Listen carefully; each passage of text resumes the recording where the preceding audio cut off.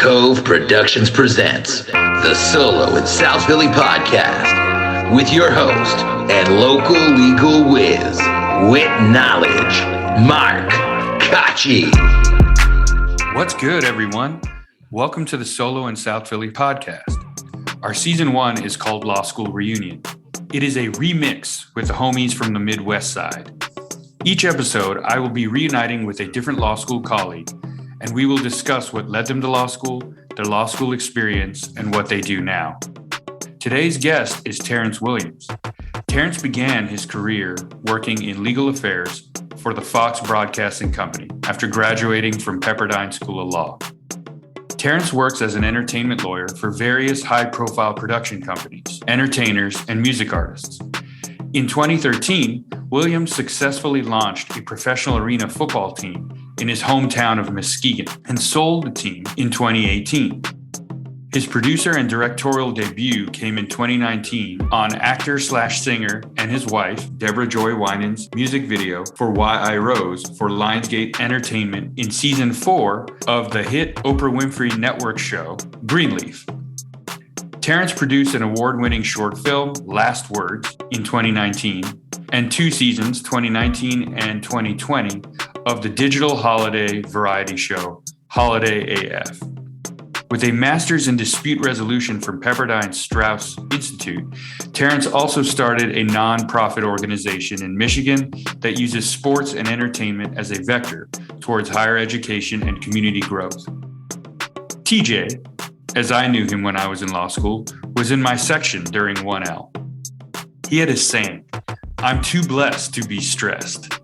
Despite his laid-back demeanor, he seemed to always grasp what the professor was talking about, and he did really good on exams. TJ showed me a great time while he was living in Michigan. We'd play pickup basketball on free afternoons, we'd eat some great meals with some great company, and of course, we'd watch and debate sports. Neither I nor his fellow classmates have been surprised to see him doing big things since he has left law school. All right, let's welcome Terrence Williams to the program. Thank you. Happy to be here, man. This is great. So, Terrence, I usually been saying to my guest, long time no see, great to see you. I had the pleasure of meeting up with you real quickly before you got on your flight when you were in Philly a couple days ago. Yeah, I mean, prior to that, it would have been appropriate to say long time no see, but yeah, it was great being able to see you, man. I'm glad we were able to make that happen. All right. So let's talk about your life before law school. From what I know about you, I know you were captain of the football team, right? At Adrian College, you're running back. And I think you played professionally in the Arena League. Yeah. And you had various jobs, working for airlines and things like that. So, tell me about how'd you end up in law school and how'd you end up at the Thomas M. Cooley Law School? I had a lot of really random various jobs. Like my approach to getting jobs before law school was, what are the benefits that it has? So I worked for a very short period of time as a valet at a really nice hotel because I got discounted rates on the whole hotel chain until they got the results back of my driving record. And then I was no longer welcomed as a valet. But worked for the airline, did that, got free flights, standby flights. So it was always about the perks for me with whatever the job was. What else did I do? Substitute teacher, which was great. I actually did that during law school because it was so flexible with, schedule and stuff. So days that I had night classes or no classes, I could sub during the day. And if I didn't feel like going, I didn't have to, right? So because you can take the job the morning of. So I always found like sort of odd jobby type of things that had like some sort of atypical nature to it. Because my lifestyle was always kind of atypical. Like I was never a 9-to-5 guy. Like you said, played sports my whole life, went to college for football, Had the opportunity to play some arena football afterwards, which was a beautiful experience, which kind of leads straight up to going to law school. So always knew that I wanted to go to law school, wanted to be a lawyer, was into sports. So I thought wanted to be a sports agent, NFL specifically. So I finished undergrad. I play a year of arena football. I get an offer to go back and play again, which I didn't love arena game. It's not like a running back game. It's much more of a receivers game. It's more like 7-on-7 almost. It is 7-on-7, but it's almost like what you know outside like 7-on-7 practice to be. So it's much more a receivers game. We had some success. I had a ton of fun, made lifelong friendships, like really enjoyed that experience. Kind of led me to something later on in life that we'll probably talk about, I'm sure, later. But I decided I was kind of good on arena football and was then deciding like, okay, what do I want to do next? And I always knew I wanted to go to law school. And so it came to a point where I was like, okay, let's get this law school thing going. So took the LSAT, did pretty good.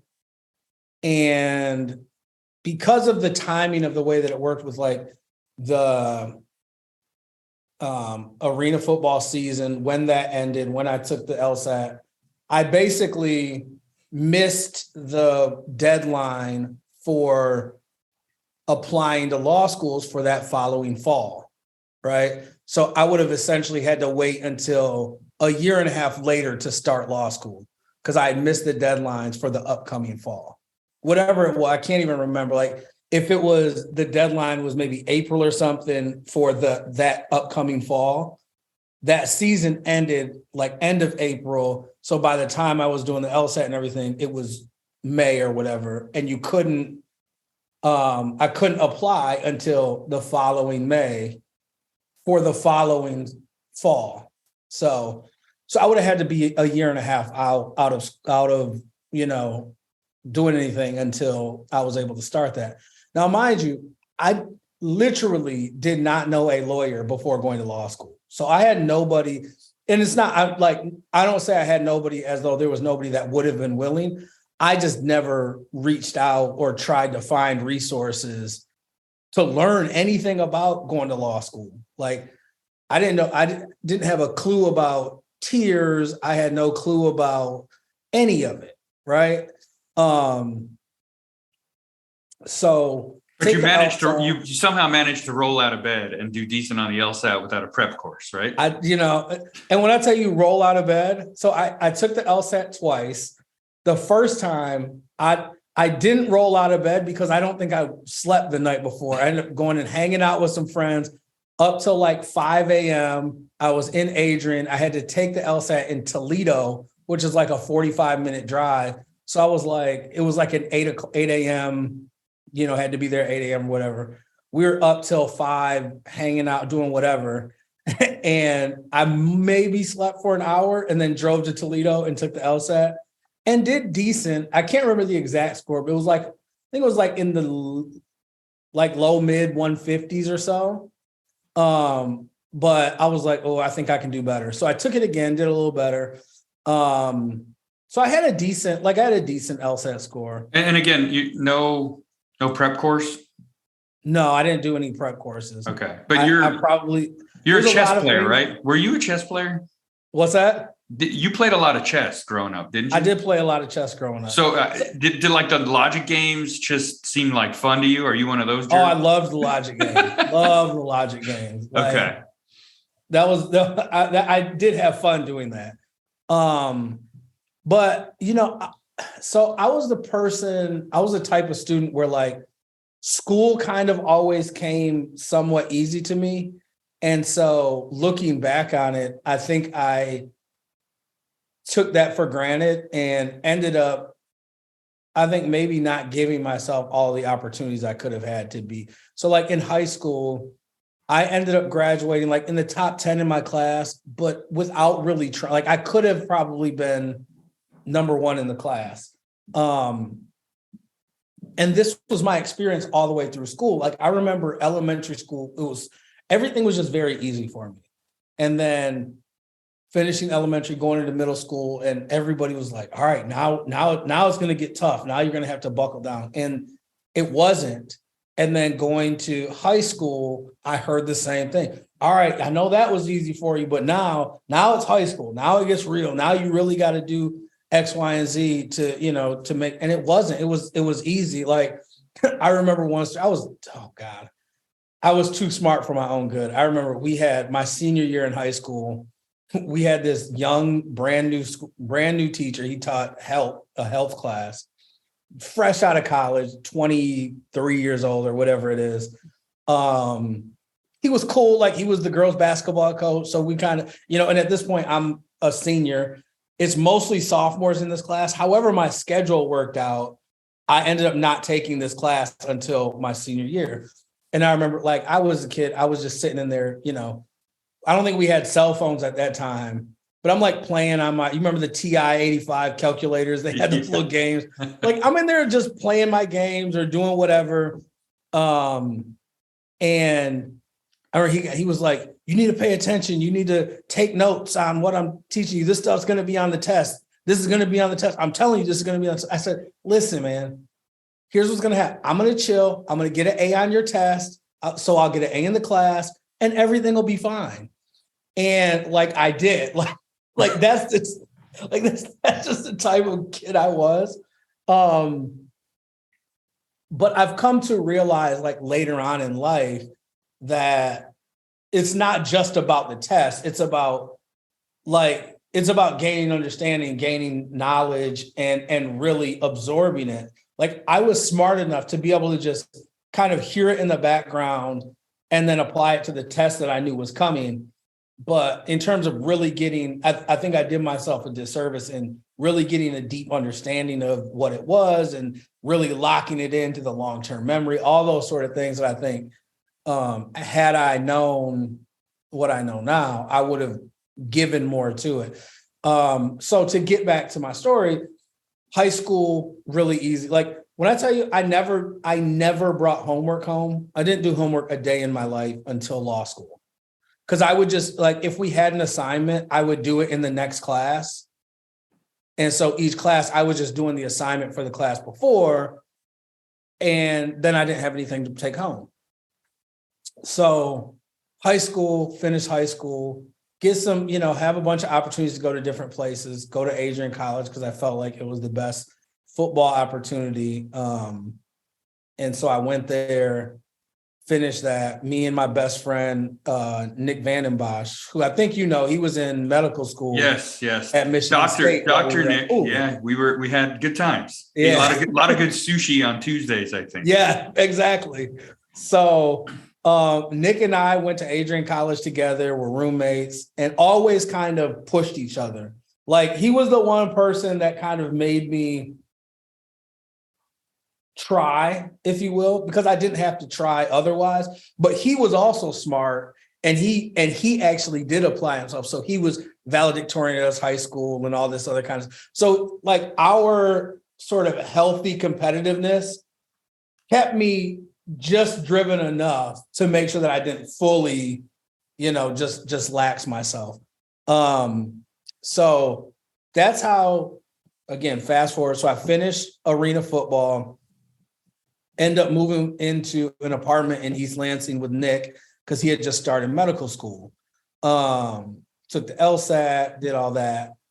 And where are we at now? So finish arena football, decide I don't want to do that. Take the LSAT, do decent. Cooley was the only school, it was Cooley and John Marshall were the only two schools that would allow you to apply and enroll on a rolling basis. Right. So you could apply and start the next trimester. So because I didn't want to wait a year and a half to start at some other school. And again, I have no idea about anything like, if you go, where you go, based on what field you want to get into, all of these things that go into making that decision. I was just like, it's law school. Law school is law school, and I'll make the most of it. So I applied to Cooley because Cooley, I could start. I was already living in East Lansing. I could start that next trimester, which I feel like we came in like the fall or summer, something. No, we started in May. In May, yeah. Yeah. So, did you get a free ride too? I did. I had a scholarship. So I started in May, and funny enough, the day I got my acceptance letter from Cooley, I'm sitting at my apartment, and I get an email for an offer to go play in a professional league over in Europe. So like the same day I'm sitting there looking at these two things, like which path am I about to embark on? Hindsight being 2020, like being a 37-year-old man now, knowing that there's such a short window on anything athletic and physical, and there's a long window of time to work, like maybe I would have taken that experience and gone over to Europe and just spent a year over there, playing football, but really enjoying the culture and all of those things. But decided, kind of knew, like after the arena experience, like NFL is likely not a career option for me. And I know I want to go to law school.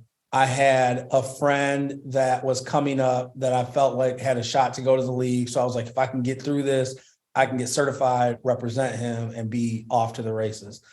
So I decided, looking at these two things, I'm going to go to law school.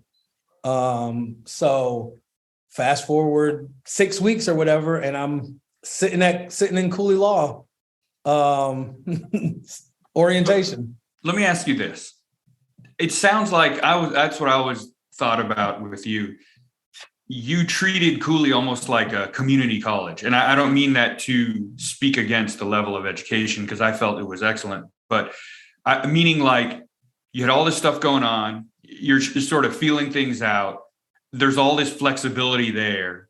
You get in while you figure it out, you get some credits under your belt, and then you're able to decide where you ultimately want to be.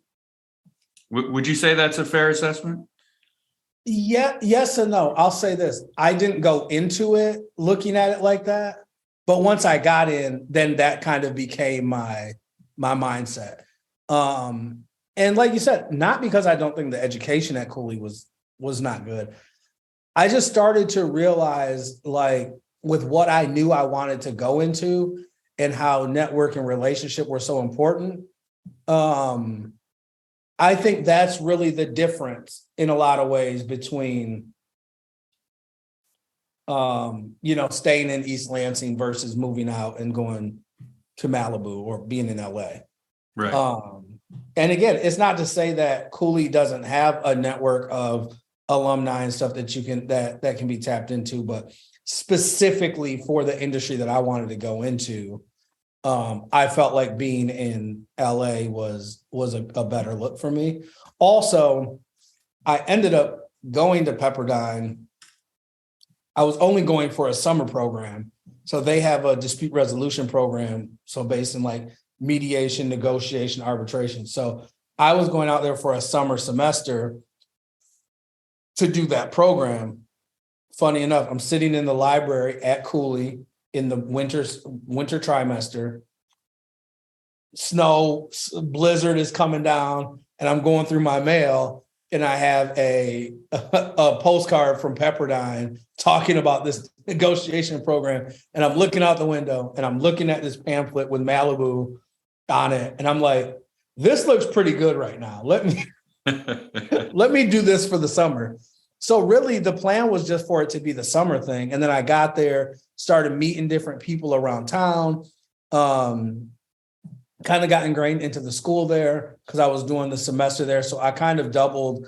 I was doing that, and I ended up with an internship at Fox, which turned into an offer to work there. So it was just a lot of factors. So I didn't necessarily go in to Cooley. Like I went in fully intending on finishing at Cooley because again, I also didn't know anything. I didn't know. And again, when I say this, I'm not saying this in any way like disparaging Cooley or anything. I think, like you said, the education there was fantastic. I didn't think that the professors there or anybody there was any less intelligent or, whatever than what I experienced at Pepperdine. So I don't say any of this to like disparage them, but like when I went in, like I said, I had no idea about tier rankings and all of those things that like when you're getting into the workforce in the legal field, unfortunately matter to at least to some degree, right? Like you go to Harvard Law and if you want to be a summer associate at a big firm, you're probably going to be able to be an associate at a big firm. If you get out and you want to work at a big firm and go on a partner track, like you can probably do that if you want to. Whereas at Cooley, it's not to say that you can't do that, but the hill is much higher to climb. Yeah.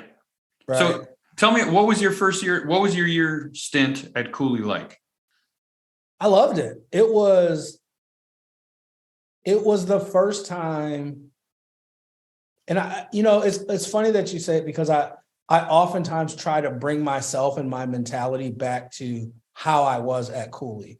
It was the first time that I feel like I truly tried to apply myself in an educational setting.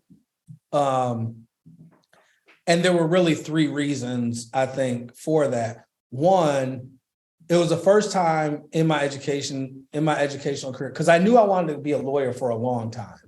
So it was the first time where I felt like this information actually matters for what I want to do, what I specifically want to do.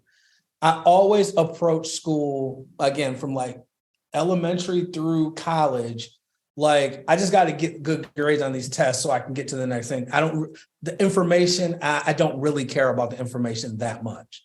So long as I can, store it long enough to get a good grade on the test, get a good grade in the class, and be able to go to law school. So it was the first time in my educational career where the information mattered to me.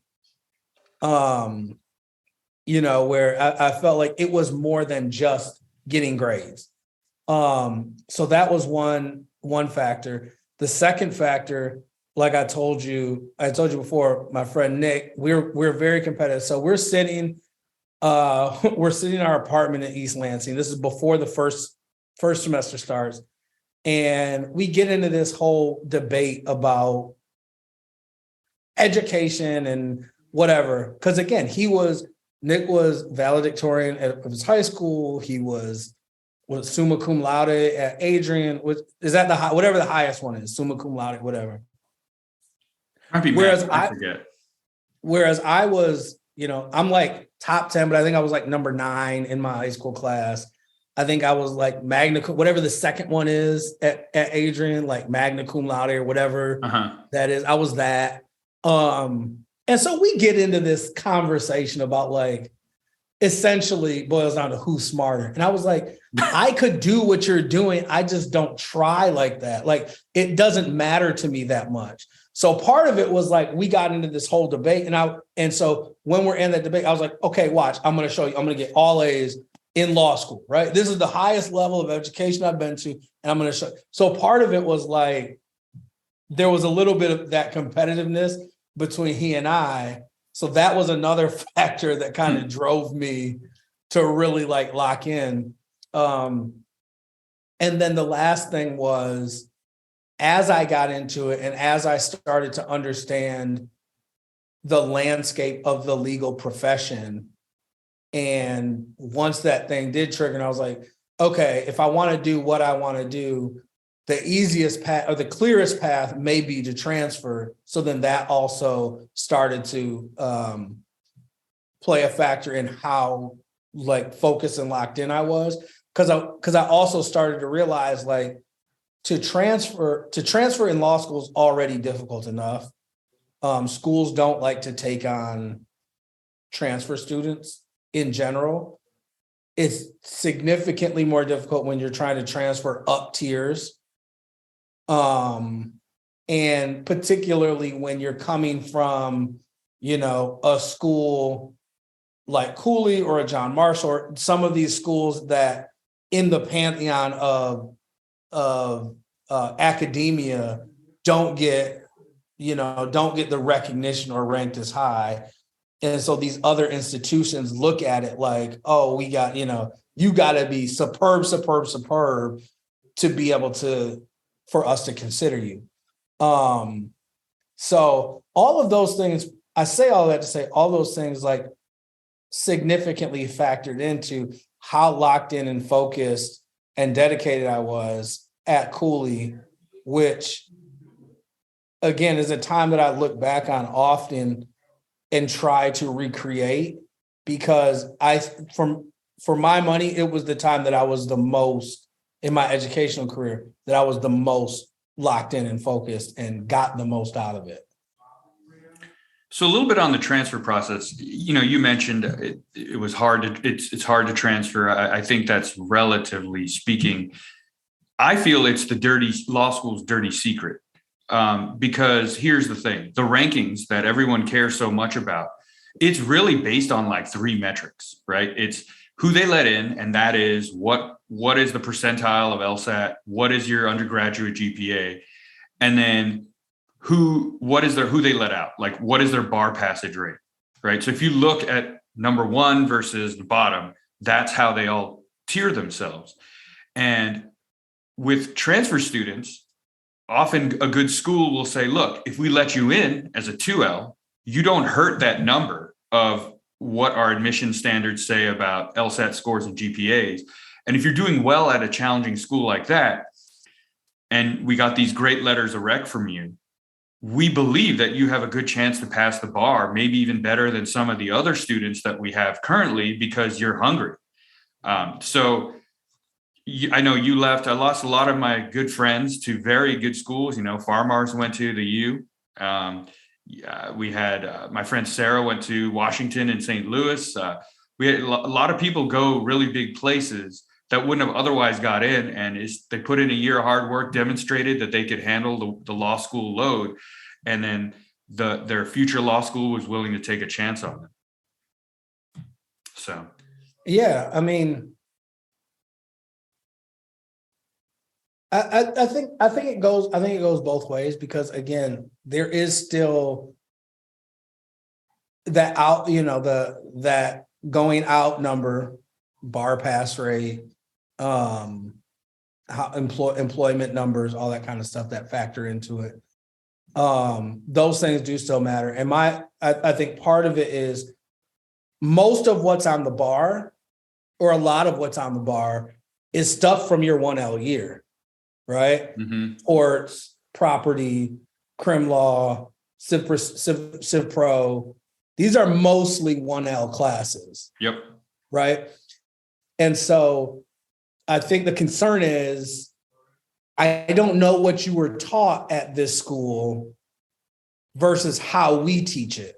We know how we teach it here. So we're taking a big risk on what your pass rate is going to be.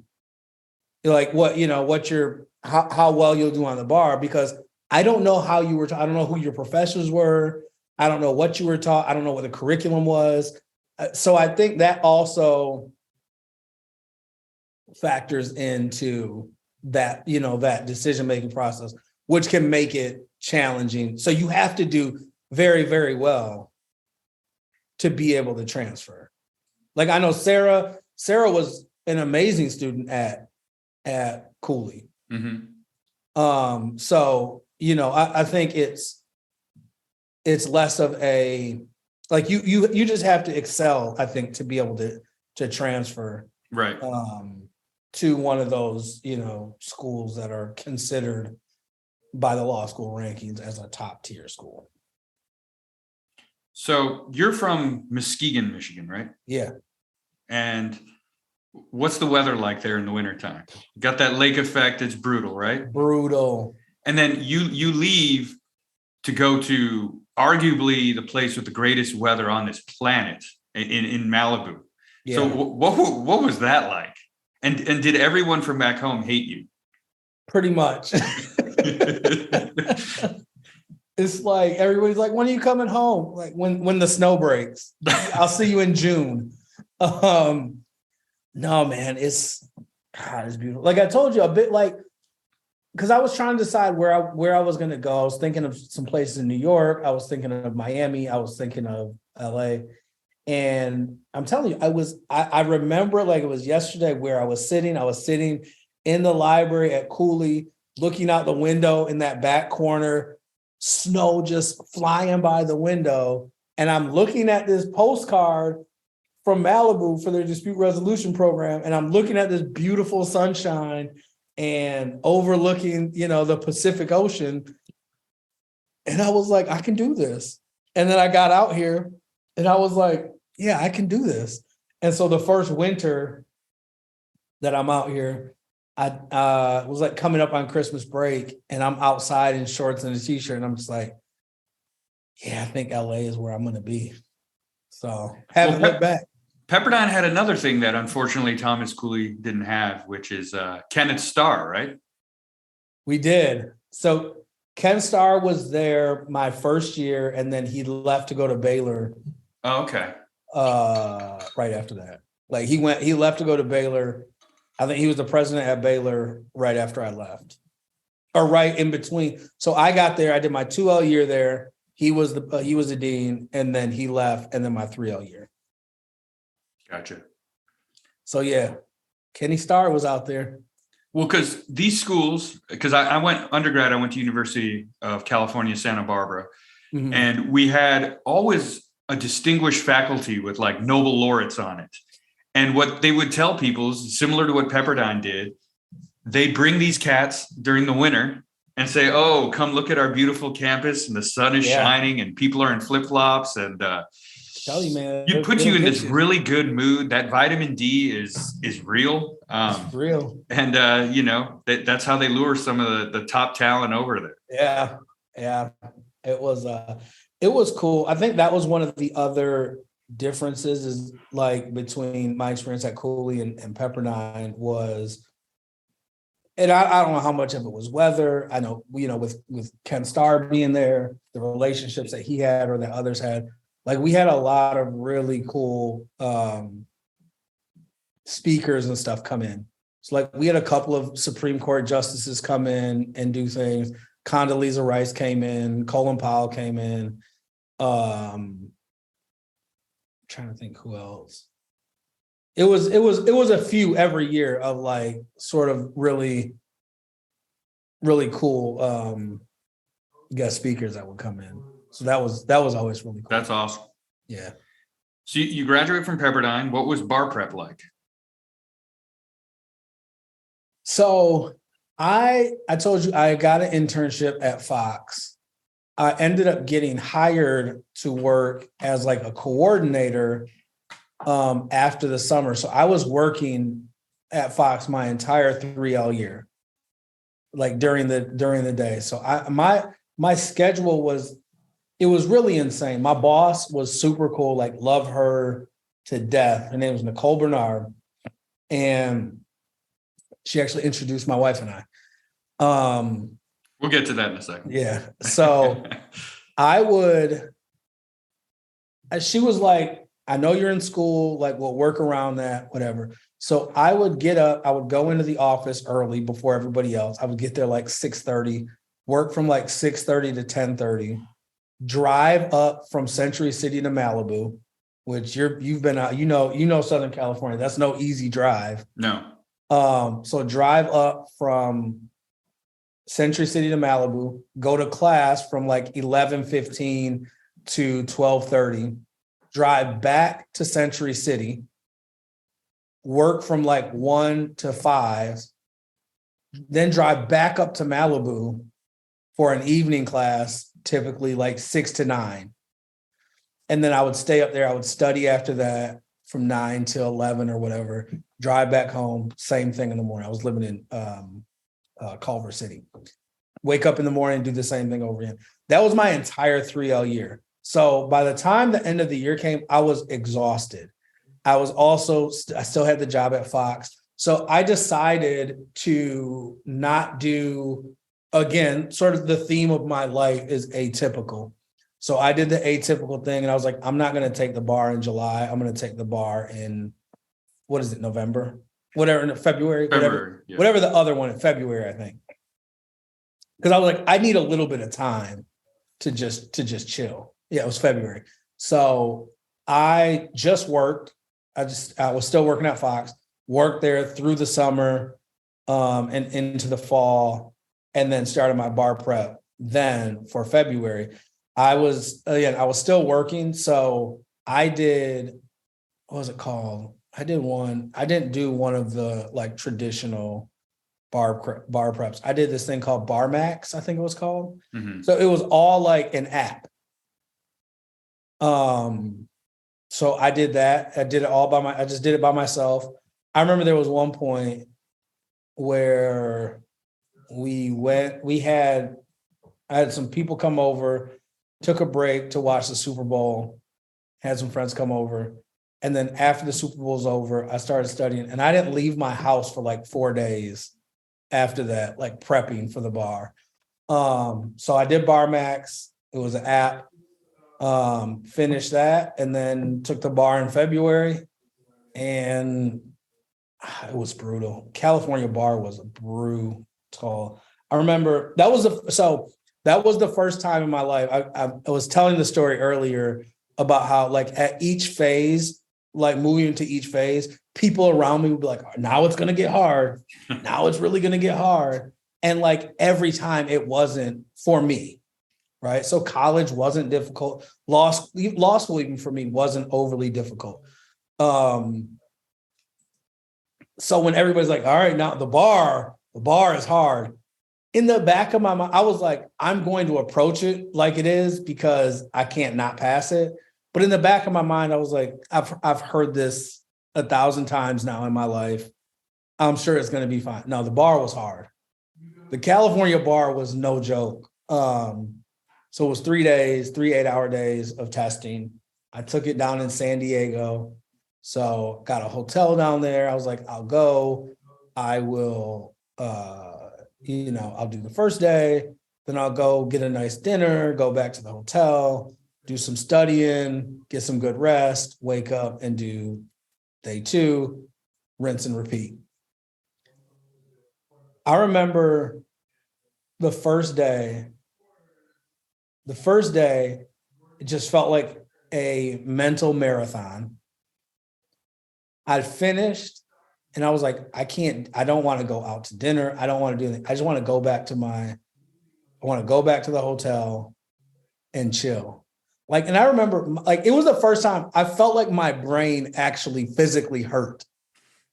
So I get back to the hotel, try to turn on the TV, and it was just like too much stimulation. My brain was like, we've done all that we have to do today. Turn off. So I just like closed the blinds, turned the TV off, and just laid there with my eyes closed, trying not to think about anything. Go back day 2. Again, it's brutal. I'm halfway through. And I remember I stopped at one point and I put my pencil down or pen or whatever it was. And I just like started having this internal conversation.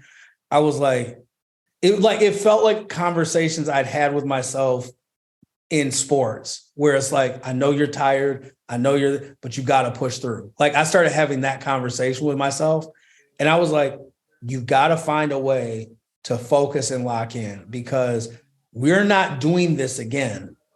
If you don't pass the bar right now, if you don't pass this test, you got to think about a different career path. Now, who knows? Had I not passed, maybe later on I would have been like, all right, let me get back at it. But in that moment, it was a real fork in the road moment in my life where I said, if I pass this, it was an inflection point, right? That I've always dreamed of. If I do not pass this, I got to find a new career because I'm not doing this ever again.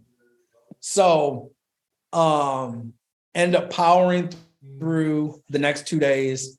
And I remember I was actually in Michigan. I was out to dinner with my uncle when when the results came up. And I tell you what, like when I saw this name appears on the pass list, one of the most relieving moments of my life. It was incredible. So yeah, that's amazing. That was my bar experience. That's amazing. So about your 3L and your bar prep, would you say that your football background prepared you for that? This is what I mean, because my wife had a similar take on this. A lot of times people see football players, they think of some big dumb jock, right? But in reality, at the professional level, at the college level, what those guys are going through is like so strictly regimented and so many different components that all eventually come together. So you got weight training, you got film sessions, you got practice, you got, meetings with your groups. You got these long days, you're physically tired, you're mentally tired, and you just kind of got to put it all together. And I feel there's a lot of former NFL players that have become lawyers, and I feel that they're almost like wired for it with their background. 100%. I've said this a bunch of times. Football prepared me more for the bar than any school that I ever had. Probably more or even for law school, more than any education I ever had. Like not only just from a regimented discipline perspective, like you just talked about, like everything is, study, practice, everything is very regimented.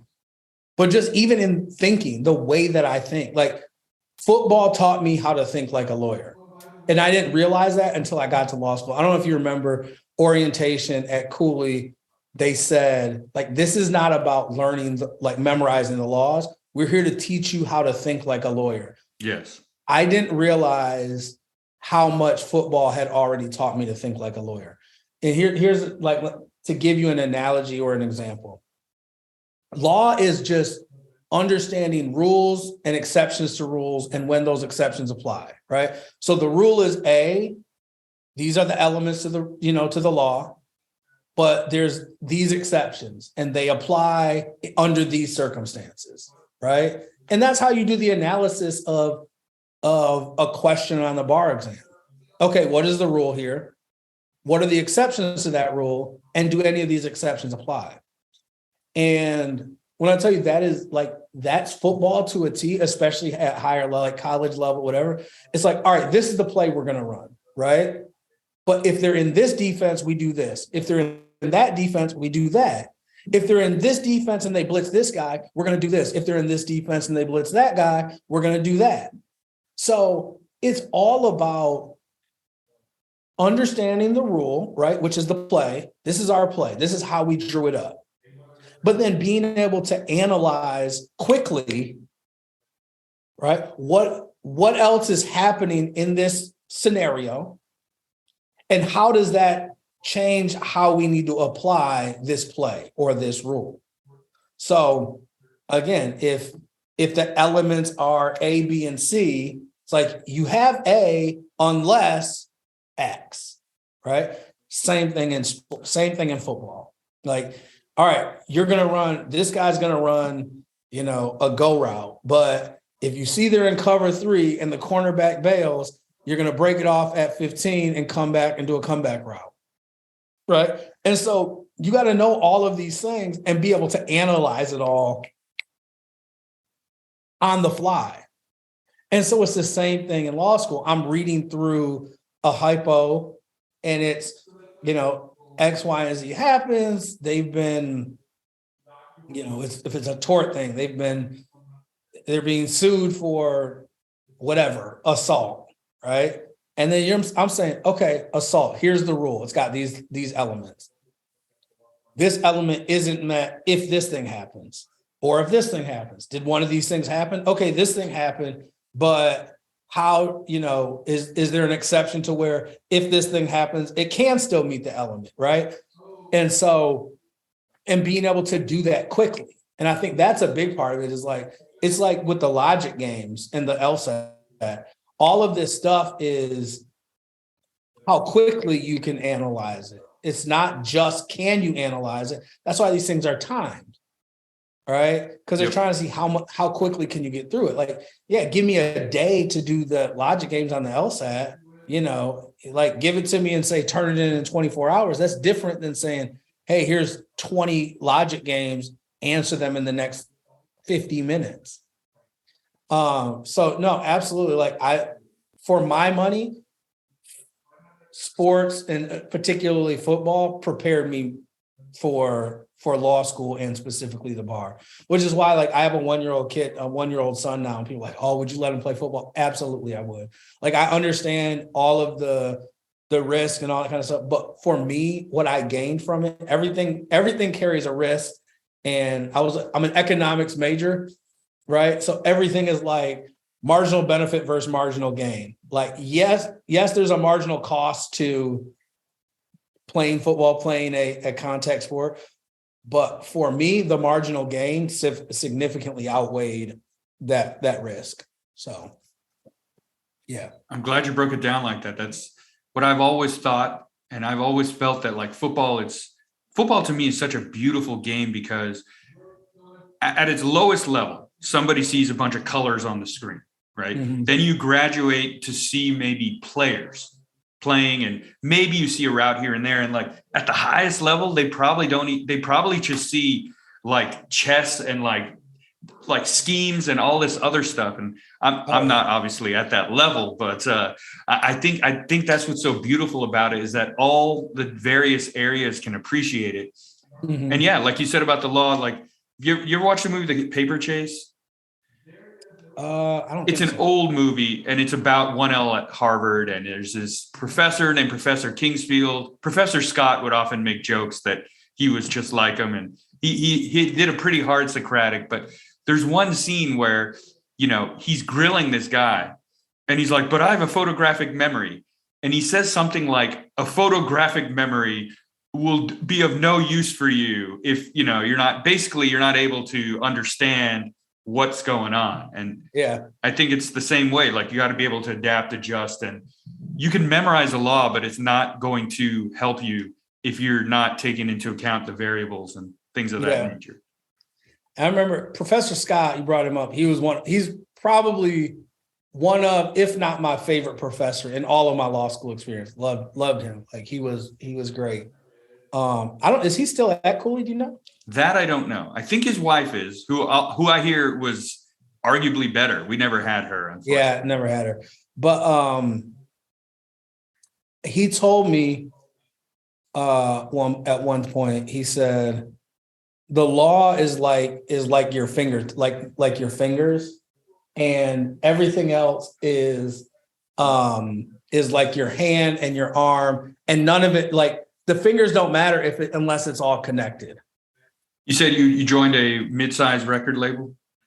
Yeah. So I was doing running the business and legal affairs there. Did that for a few years. And then ended up going back to Fox for a different job there that opened up like a higher level position. And then was there until 2016. So ended up leaving there. My wife and I got married in 2013. So 2016, she got a job working on a TV show that shot in Atlanta. So we were moving there. So I ended up leaving Fox and always knew that I kind of wanted to do some entrepreneurial things. Like not just be a lawyer. And so that was like a perfect timing thing. So she got that and knew we'd have some steady income from that. So decided to kind of leave the law for a little bit, sort of pseudo leave the law. So at this point I had, through some friends and relationships, like I was kind of helping some people out on the side. So was still doing that, but went to Atlanta and decided to start a couple businesses. So I did kind of a full circle moment. I ended up starting an expansion arena football team in Muskegon, the West Michigan Ironmen. And so that was like a full circle moment for me because I had played and always wanted to bring a team to Muskegon. And so that was a really cool experience. So I did that kind of in conjunction with a training facility that we built there. And that was like my next 3.5 years. I did that, built the team up and was fortunate enough to be able to sell it, and kind of did it the season before the pandemic hit. So that was like perfect time. Good timing. And yeah, so did that, did really, had a lot of fun with it, spent a lot more time back in Michigan with family and stuff like that while I was doing it. But ended up selling the team and was trying to figure out like what my next thing was going to be.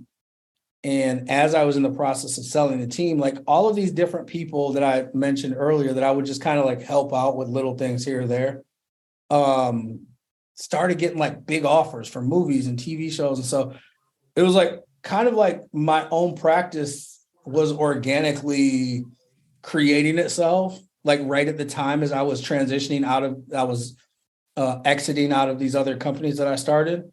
And so it kind of worked out where it like, again, organically, I just ended up starting my own practice. And so that was 2019, mid 2019. I'm still doing that, but recently have also started doing more production stuff. Like, again, I had to remind myself that law wasn't the only thing I wanted to do. I still love it. I still love doing it. I love being a part of helping people, fulfill their dreams. Like, one of the things I always try to remember is that I think this is good for all lawyers, because typically people are only utilizing lawyers like in high leverage moments in their life, right? Almost in any industry, in any sector of the legal profession, it's mostly high leverage positions in people's life. If you're family law, it's, a divorce or child custody, or like these are weighty things. And so one of the things that I try to always remember and always live by, and I would encourage other lawyers to do, is I try not to allow myself to normalize, the individual tasks or the weight of these things. So I may do 10 talent agreements a month, right? For a client that's getting on a TV show or a movie or whatever it is, right? I might do 10 of these a month or more, every month, over and over and over. And so it can be easy to be like, oh, this is just another deal. But I try to always remind myself that oftentimes when a person is coming to get a lawyer or dealing with a lawyer, this is the most important thing in their life right now. In that person's life, almost nothing is probably more important than this thing, right? So you have a client who, has been grinding out their career. They get an opportunity to be in a movie. And for you, it's just another deal. But for them, like, this is my break. This is how I'm going to feed my children and pay my rent and all of these things. Like, this is the biggest thing in their life right now.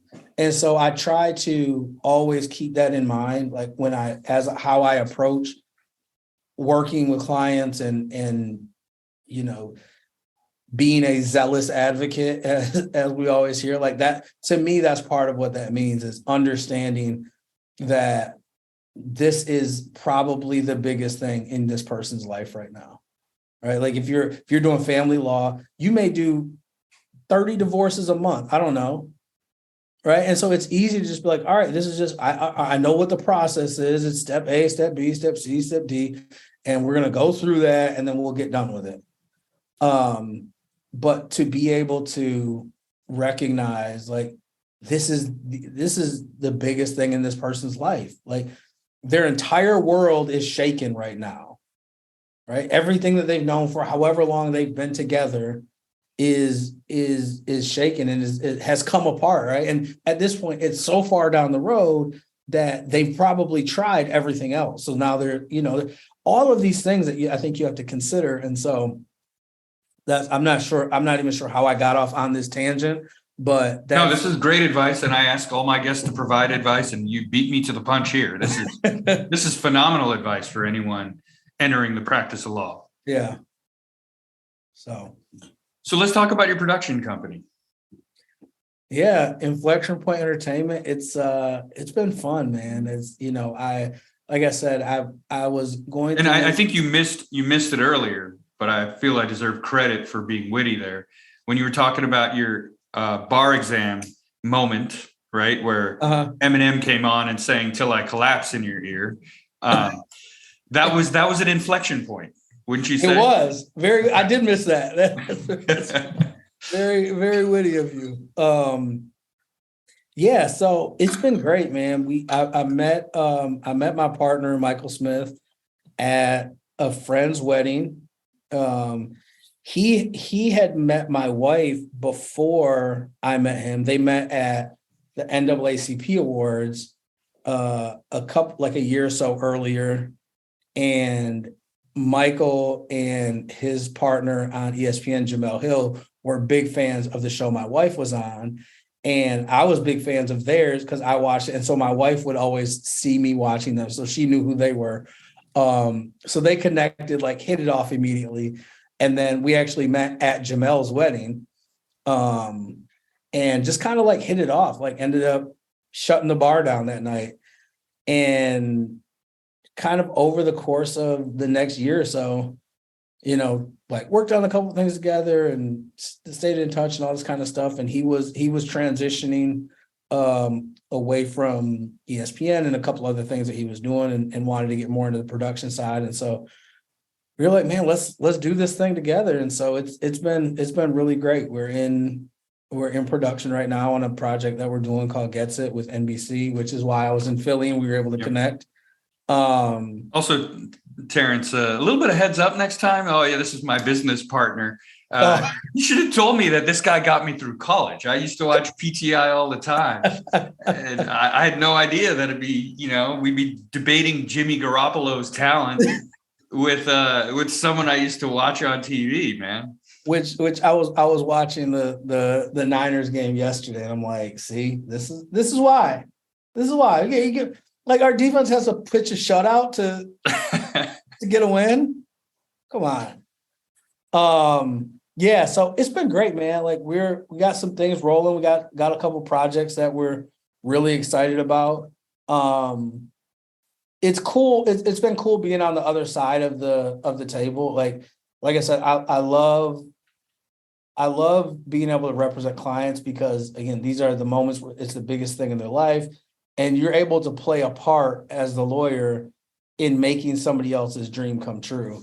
But it's also cool to be on the other side and be making my own dream come true, telling the stories that I want to tell that I think are important. So yeah, man, it's been great. We've got some really cool stuff happening with this Gets It project and a couple other things that are coming down the pipe. So yeah, the Lane Johnson piece was great. You checked it out? I checked it out. I cut the cord, so I had to, go on YouTube and find it. But yeah, no idea he could sing. And just him talking about his mental health and the meds, and you never really think about what those things do for you. And just seemed like a really down-to-earth guy. He was a really great guy. We had a great time talking with him and kind of getting to know him. And his story is incredible. Obviously, his play on the field is incredible. He's on this insane streak of he hasn't given up a sack in over 2 years. Yeah. I think he's given up one quarterback pressure in a year and a half or something. It's insane. I love how he broke down about Professional Football Focus or PFF or whatever, because I've always wondered, like, how do you have these statistics? There's got to be some subjectivity into these grades, and he pointed some of those things out and how maybe some of that is flawed. So that was cool to hear him say, because I don't know, players would be, you know, it was a lot of fun, man. We got one more episode we're gonna do, and then we'll have a 60-minute documentary on Peacock that will kind of tie the whole series together. So yeah, it's cool, man. It's been fun. It's a different speed, it's a different pace than the legal stuff, but it's been really enjoyable. So as a Philadelphia former Eagle coach used to say, the time is yours, Terrence. So I know you could probably do a whole podcast on all your different causes, but is there anything you'd like to promote, any cause, any website, any business, anything of that nature? I mean, check out Gets It on NBC Sports app. It'll be on Peacock end of the year. Yeah, we got more stuff to come, so it's exciting. Keep an eye out for Inflection Point. Gets It. I mean, I think that was your secret, right? In law school, I always felt you got it. You had all this stuff going on, but you were able to work smarter and not harder. And it seems like you've been able to do the same in life. You somehow managed to marry up, outkick your coverage there. I surely did. Surely outkick my coverage. And I'd love to get out your way one of these days and be able to hang out with you there and meet your wife and your son. Man, for sure, absolutely. Like next, whenever you're in Southern California, you already know we're getting together. Terrence, I appreciate you clearing your schedule. You've always been a busy guy, but you've always never said no to anyone. So really appreciate your time. I was really happy to do this. I was actually excited to do it. So with especially with you, man, you always had a witty way about you. I knew that it would be fun. I knew that it would be topical and good. So yeah. All right, Terrence. Thanks again for joining. To all my listeners, stay solid and click the subscribe button. Hey, Piano Man, take us out. Need a lawyer? Are you having financial, criminal, or family challenges? Call or text the Mark Kachi Law Firm, 215-439-7899.